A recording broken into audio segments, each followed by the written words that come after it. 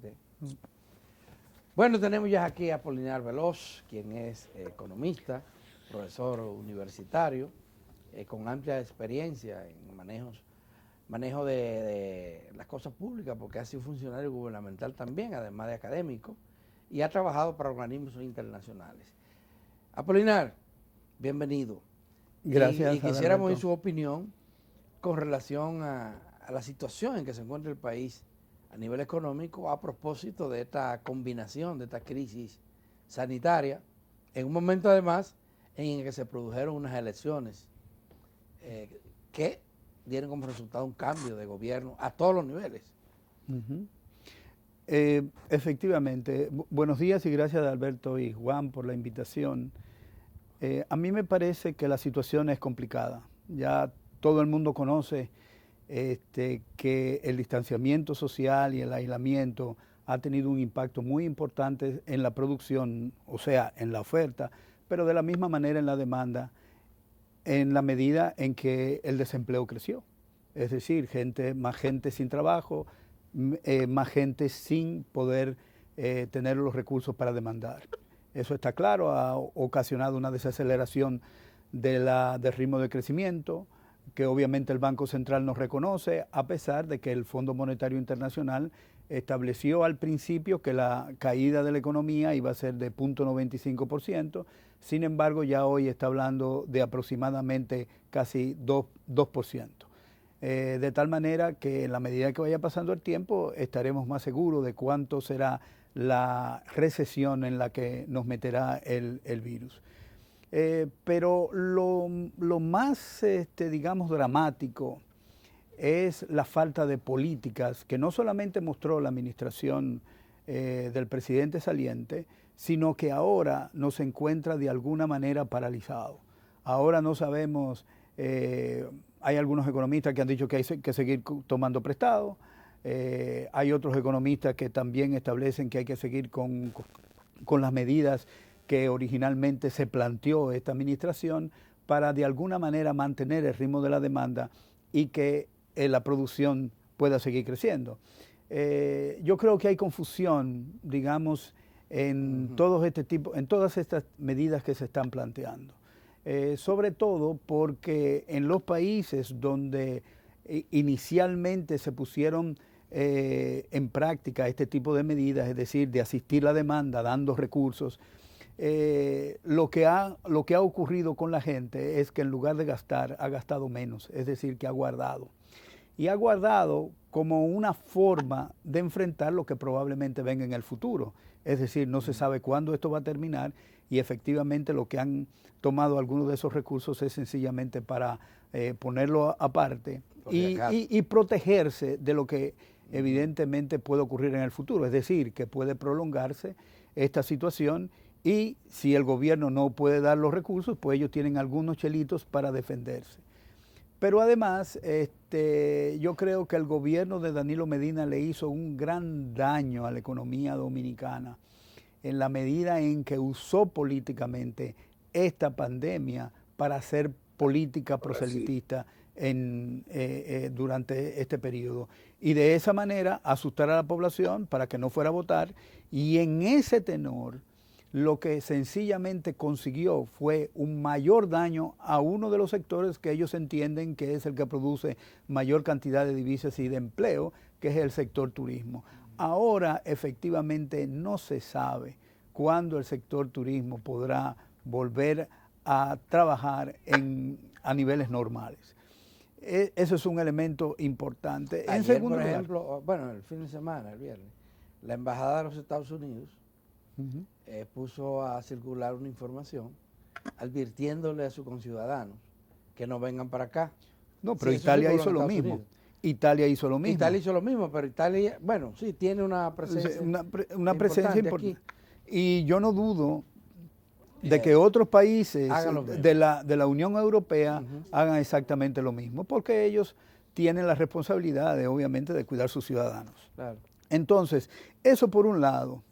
Por el otro lado, el gobierno, en la medida que hizo eso, que, digamos, trató de manera irresponsable esta crisis, al mismo tiempo empeoró la situación del sector público y particularmente la parte financiera. No solamente llevando el déficit fiscal a más de 6%, y eso es una medición del Fondo Monetario, pero además haciendo que la deuda haya crecido de manera significativa en estos últimos 4 meses. En consecuencia, hay relaciones que se han establecido a través de una cantidad de estudios que han hecho personalidades, académicos en el mundo, que dicen que a partir de cierto momento del coeficiente de deuda-PIB, por ejemplo, 40-45%, cuando se llega a ese nivel, comienza el crecimiento económico a ser inestable. Y a partir de otro nivel, entonces comienza a tener un efecto negativo sobre el crecimiento de la economía. Sobre todo porque cuando se hacen este tipo ese aumento de deuda, el próximo paso es comenzar a modificar las finanzas públicas para obtener mayor cantidad de ingresos de la gente y poder financiar el pago de los intereses que vendrán posteriormente. ¿Y qué eso significa? Significa que voy a cobrar más impuestos a la población y la población que se está esperando que consuma más va a consumir menos. Y si consume menos, entonces la recuperación económica, teniendo en consideración que el coeficiente más alto de las variables que componen el producto corresponde al consumo, pues evidentemente la economía dominicana probablemente tenga muchas dificultades en recuperarse. Interpreto, a ver si yo estoy interpretando correctamente, que está en desacuerdo con que se mantengan las medidas que adoptó el gobierno frente a la crisis, las medidas económicas, incluyendo la de aumentar la circulación de recursos y además el endeudamiento. El gobierno ya pactó, cogió dinero prestado a varios organismos internacionales, pero el que viene está prometiendo que va a seguir esa misma línea. Va a seguir esa misma línea. Tal vez la línea a seguir sea el endeudamiento, pero el endeudamiento puede ser de varios tipos. ¿Cuál endeudamiento es que va a tener el gobierno que viene? Va a tener un endeudamiento externo que ha arrodillado no solamente al Banco Central para mantener el tipo de cambio, habiendo gastado desde el 2005 hasta la fecha 19,000 millones de dólares, ese altísimo costo que ha tenido ese mantenimiento de ese tipo de cambio para permitirle al gobierno que pueda tomar prestado en dólares. ¿Ese es el tipo de endeudamiento que ellos nos están prometiendo? ¿O hay otro tipo de endeudamiento que ellos podrían considerar que sería en este caso menos oneroso para el país? ¿Hay otras posibilidades? Desde luego que hay otras posibilidades, pero ellos tienen que comenzar a dar, digamos, algún tipo de marco de tranquilidad a la gente, porque vamos a tener un Banco Central nuevamente sacrificado, gastando dinero, endeudándose para poder mantener un tipo de cambio que efectivamente no lo puede mantener. El Fondo Monetario le ha recomendado en reiteradas ocasiones al gobierno que para tener un tipo de cambio controlado debe tener 150% de los, digamos, de los gastos en divisas que tiene el país. Y el Banco Central apenas llega a un 68%, de tal manera que el Banco Central para eso... Pero ya aquí se incrementó bastante la tasa de cambio y la devaluación del peso en alguna medida. Lo que está planteando es que eso va a continuar, debería de seguirse devaluando más. Mira, el tipo de cambio es un precio. Y aquí los empresarios cuando quieren decir que hay un precio y que ese precio debe seguir la ley del mercado, efectivamente no hay nadie que le ponga coto. A nadie le ha puesto coto a todos los precios de los alimentos que han subido. ¿Quién ha dicho alguna vez que los precios de los alimentos no deben seguir o los precios de los, digamos, artículos de primera necesidad no siguen una carrera alcista justamente durante todos estos momentos? Nadie ha dicho nada. O sea, los empresarios no se han expresado a partir de ahí. Ahora bien, los empresarios sí se plantean cuando le alteran un costo, y la divisa es un costo para los empresarios. De tal manera que cuando se le ha mantenido con el sacrificio de toda la sociedad constante, efectivamente todo ha sido una felicidad. Tanto así que están considerando incluso repetir al gobernador del Banco Central, habiendo tenido un Banco Central que ha tenido un déficit operacional todos los años mucho más alto que lo que tuvo el Banco Central durante el 2003 y el 2004 con los fraudes bancarios, que fue de 25.000 millones. Sí. Ahora esta administración del Banco Central no ha bajado de los 40.000 millones de déficit operacional. Pero por otro lado... Apolinar. Sí. Adelante, Juan. Apolinar. Sí. 2 o 3 precisiones antes de formularte una pregunta. Sí, adelante.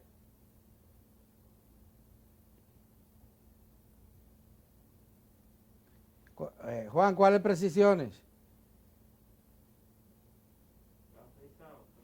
Ah, bueno, parece que sigue teniendo problemas. Si quieres que concluye la idea. O sea, lo que yo estoy, digamos... Pero lo que está diciendo, para mayor claridad mía y de la audiencia, es que favorece un incremento de la tasa cambiaria en la medida en que eso se ajuste con o sea, si la situación de la economía. Si tú no tienes dólares en el Banco Central, si tú no tienes dólares en la economía, lo que le han dicho a uno toda la vida es que cuando hay escasez, ¿qué hace el precio de cualquier bien? Sube. Entonces eso es lo que está ocurriendo. Y el Banco Central lo que ha hecho es sacrificar a toda la economía. Para contenerlo. ¿Y qué es lo que ha hecho? Sencillamente ha tenido un endeudamiento de 10.000 millones de dólares para tener divisas en el Banco Central y gastarla cada vez que el sector privado grita y dice la tasa de cambio está subiendo. Entonces, a mí me parece que eso es una política absolutamente ineficiente. Pero el incremento de la tasa cambiaria no tiene también un efecto muy negativo en la población en sentido general, en materia de precios. En materia de precios, pero fíjate que ha subido y la inflación anda en 2%. Sí. Entonces, yo no entiendo. O sea, antes lo que me decían era que era un costo y que efectivamente afectaba los precios relativos. Sin embargo, ahora usted tiene la tasa de cambio ha pasado de 28 que fue al momento en que toma... permíteme terminar la idea. O sea, estaba en 28 pesos por un dólar y hoy estamos alrededor de 58, 59 y cuando usted va a buscar no hay. Entonces, la inflación ha estado en 2%. ¿De dónde ahora, cómo me explica la gente que efectivamente eso ha tenido un impacto sobre precios? El Banco Central lo niega, de hecho, con sus cifras. Adelante, Juan. Bueno, Apolinar, estaba pidiendo 2 o 3 precisiones antes de formular una pregunta para mí clave, o 2. La primera es, cuando dijiste que el decrecimiento era 2%, te refieres al neto de este año, si incluimos el que el año pasado fue de 5, el crecimiento, entonces sería un -7, ¿verdad? En relación al año pasado. Sí. Eso es correcto. Sí. Lo segundo, entonces, ya dijiste, el endeudamiento en lo que va de la crisis sanitaria, ¿ya tú lo estimaste? ¿Cuánto ha sido? No, estoy en ese proceso. Bien, la tercera, ¿cuáles son las alternativas que tú ves que tienen ahora en términos monetarios?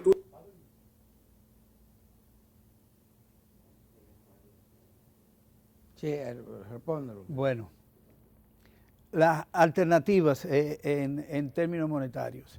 De endeudamiento, al que tú criticas, que es el que se ha hecho hasta ahora. ¿Qué alternativa tienen? Bueno, tienen una alternativa que es sencillamente mirar más al sector doméstico para el endeudamiento, de la manera siguiente. O sea, ¿qué hace, por ejemplo, qué ha hecho por Estados Unidos durante la crisis del 2008? ¿Qué fue lo que hizo? Sencillamente se fundamentó en los activos de las empresas, en las acciones, para comprarlas y darle dinero a las empresas. Eso significa... Me voy entonces. Sí. Eso significa que lo que está haciendo el Banco Central, por ejemplo, la Reserva Federal, es dándole crédito, no a través de los bancos comerciales, sino crédito directamente a las empresas a partir de sus acciones. Eso se puede hacer aquí. ¿Quiénes son los que necesitan préstamos. Las empresas, pues entonces el Banco Central puede sencillamente prestar a partir de la emisión de acciones. ¿Cuál es el problema que hay aquí? Que todas las empresas prácticamente son familiares. Sí. Y que efectivamente las acciones que emiten son de ellos. O sea, tú necesitas recursos para seguir produciendo. El Banco Central te los presta, pero te lo presta a cambio de a cambio de emisión de acciones. Eso significa que el Banco Central no está tirando dinero a pérdida, sino que está prestando dinero con una garantía de repago. Entonces, ese es uno de los elementos que se puede investigar. Obviamente que habría que hacer reuniones y pactos, etcétera, con el sector privado para ver cuál es la posibilidad de que ellos tengan de abrir una nueva oportunidad para la República Dominicana, es decir, hacer que el mercado accionario comience a funcionar por primera vez en la República Dominicana a partir de este evento que tenemos. En cuanto al endeudamiento, ¿hay fuentes de financiamiento disponibles en los organismos internacionales, multilaterales? Sí, Banco Mundial, Banco Interamericano. Sí, ¿cuál es el problema con eso? El problema con eso, no hay ningún problema. El asunto es que ya la República Dominicana optó por consumir toda su reserva. Toda su cuota. Su cuota, o sea, ocupó el 100%. Sí. Ahora, ¿qué ocurre? Si va al Fondo Monetario Internacional a pedir prestado, entonces el Fondo Monetario Internacional, a menos que no tome otro tipo de política, va a prestar con condiciones, con condicionalidades. Sí. Entonces, esas condicionalidades evidentemente tienen que ver con un ajuste severo en las cuentas públicas, que obviamente el gobierno de alguna manera tendrá que poner sobre la mesa a ver qué ocurre, ¿no? Yo creo que los analistas, o sea, la gente que acompaña al presidente electo, ha puesto mucha esperanza en que la reducción de la corrupción le va a proporcionar un montón de dinero que le va a permitir financiar cualquier cosa. Yo creo que ese es un proceso lento y justamente por la lentitud y la necesidad de fondos inmediatos, yo creo que no sería, digamos, la fuente de financiamiento idónea para resolver el problema que hay en la actualidad, ¿no? Sí. Entonces, ¿cuáles son las alternativas que tiene la administración que viene? Yo creo que la administración que viene debe comenzar a mirar para adentro. Y cuando digo mirar para adentro, no solamente en términos crediticios, sino también en términos de producción. Lo primero que tiene que hacer el gobierno, y ya lo había dicho, había comentado en un artículo que hace poco escribí para Acento, es el hecho de que aquí debe garantizar el sector primario, la alimentación de los dominicanos. Nosotros sabemos que prácticamente ese sector ha sido quebrado por las importaciones que han hecho algunos dirigentes del Partido de la Liberación Dominicana, fundamentalmente en el Palacio Nacional. Es decir, que han ahogado, han destruido prácticamente la respuesta que puede dar en términos de oferta de alimentos el sector agropecuario. Entonces hay que volver a mirar al sector agropecuario. Ha habido un abasto suficiente durante esto. Con importaciones. Estos 4 meses con importaciones. Se han importado, o sea, se importó habichuela. Sí. Y se importó habichuela con precios exageradamente altos. Es decir, comprar a 2.500 y vender a 4.000. Hemos tenido oferta suficiente, los llamados víveres, como le decimos aquí, los vegetales abundan. Es más, la crisis lo que ha hecho es crearle más problemas a los productores. Porque los precios se cayeron. Exactamente. Entonces, aunque están repuntando de nuevo. Sí. Entonces, yo creo que hay que comenzar no solamente desde el punto de vista es decir, de hacer que se produzca más, sino hacer que se produzca más y mejor. Es decir, hacer que, digamos, el Ministerio de Agricultura tiene que volver a implementar avances tecnológicos que le permitan a los productores avanzar en el incremento de la productividad, que supuestamente debe tener el beneficio de una caída de precios. Es decir, es ese sector, en lugar de importar, lo que tenemos que hacer es producir internamente de manera inmediata. O sea, la alimentación, yo creo que de la mayoría de los dominicanos puede provenir del campo. ¿Juan se nos fue o está por ahí? Bueno, una ¿Cuáles son las expectativas que tiene Apolinar Veloz con relación al futuro gobierno y cómo podría encauzarse esta situación? Mira, el futuro gobierno comenzó con un fardo importante. Yo creo que dentro, no solamente de la crisis, sino también porque tú puedes ver en esa administración algunos personajes que inmediatamente te llaman la atención de una participación importante del Consejo del CONEP. Y eso me da a mí mucha angustia. Angustia porque ahora mismo estamos asistiendo a una propaganda intensa de que Luis Abinader deje al gobernador del Banco Central. Y obviamente tiene que ser así porque el Banco Central ha sido muy activo en la creación de nichos para hacer beneficios en la banca dominicana. Y obviamente los banqueros están muy contentos. Y no solamente en periodos previos, sino justamente durante la pandemia, le dio una serie de ventajas que obviamente ese tipo de empresario anhela. Y ahí están, por ejemplo, Punta Catalina. Punta Catalina es un problema que tiene reflejos ahí en ese cambio de mando y que yo veo claramente que ahí están. Entonces, si verdaderamente quiere hacer un gobierno para la mayoría de los dominicanos, lo primero que tiene que hacer el gobierno es ser de la mayoría de los dominicanos, no solo de un grupo. Entonces, desde ese punto de vista, yo pienso que lo fundamental es comenzar, como decía Juan Bosch, es comenzar a quitar las garrapatas del buey. Claro, ya no es el buey. Es que a Guerrero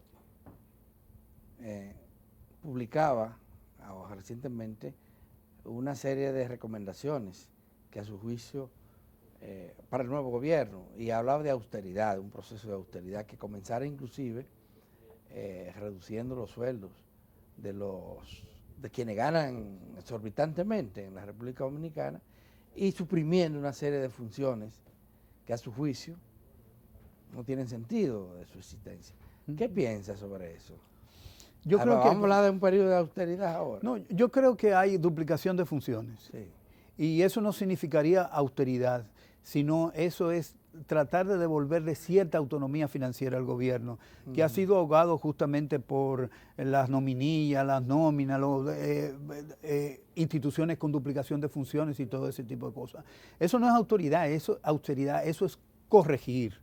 Corregir algo que ha estado siendo, siempre ha sido malo. Porque algo parecido a lo del despacho de la primera dama. Algo parecido al despacho de la primera dama. Hay otros ministerios por ahí que no tienen razón de ser, que pueden efectivamente esas labores ser desarrolladas en otros ministerios y que resultan transversales para toda la administración pública y que efectivamente pueden hacerse ahí. Entonces, este gobierno creó 11 programas especiales de la presidencia, los cuales realizan funciones que le corresponden a los ministerios.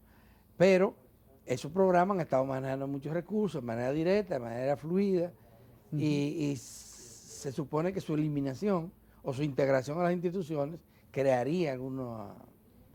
¿Pero qué piensa? ¿Qué debería hacerse con esos programas? O sea, no es que crean, o sea, cada ministerio que reciba una actividad de esa naturaleza tiene ya una estructura. Entonces, esa estructura debe comenzar a funcionar para satisfacer esos programas especiales a lo que tú haces referencia. No es necesario tener una empleomanía, pero también hay cuántos consejos de administración ha creado esta administración donde ahí se pagan cientos de miles de pesos a gente que va una vez al mes. En las sedes, por ejemplo, en las sedes, cada una tiene un consejo. Exactamente. ¿Qué va a pasar con las sedes que están funcionando con casi 11,000 personas cuando efectivamente podrían trabajar con un tercio de esa cantidad? O sea, ¿qué va a pasar con eso? ¿Qué va a pasar con toda la administración pública? Ahora nos van a asustar y nos van a decir que tener mucha cantidad de gente en la administración pública es bueno, cuando todo el mundo sabe que cuando usted tiene un gasto corriente muy alto, la efectividad del gasto público es muy chiquita, es decir, es bajita, en el sentido de que usted puede promover el crecimiento económico a partir del gasto público. Aquí no se puede. ¿Por qué? Porque la mayoría del gasto público es un gasto público en gasto corriente. en subsidios, ¿en qué más? En sueldos, en transferencias, en financiamiento a instituciones del sector público. Entonces, si eso es así, entonces el cambio lo que significa es justamente voltear toda esa situación y hacer un, digamos, servicio público más eficiente. ¿Qué es lo que quiere qué es lo que quiere el sector privado? Un sector público más pequeño. Sin embargo, lo primero que plantea el sector público es asociarse con el gobierno para hacer obras.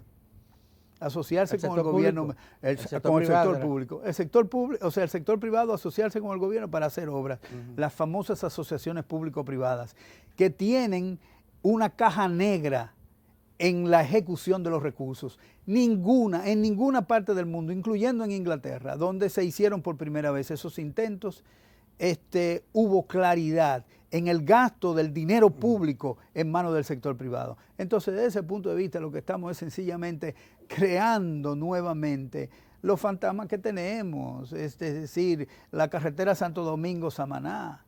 Ese es uno, y hay otros por ahí que todavía no tenemos los contratos en la mano, que cuando uno los tenga se va a dar cuenta de que efectivamente ellos, el sector privado, le ha ido muy bien con un gobierno grande e ineficiente. No me digan a mí que el sector privado propugna por un gobierno pequeño y eficiente. No, ha propugnado por uno grande e ineficiente. Entonces, de eso se han aprovechado y de eso han ganado mucho. Se nos acabó el tiempo, Apolinar Veloso. Muchísimas gracias por haber venido a acompañarnos y arrojar luz a este panorama tan O controversia. O controversia, Sí. Así mismo, cuestionamiento determinado. A ustedes no se vayan, que todavía nos queda más.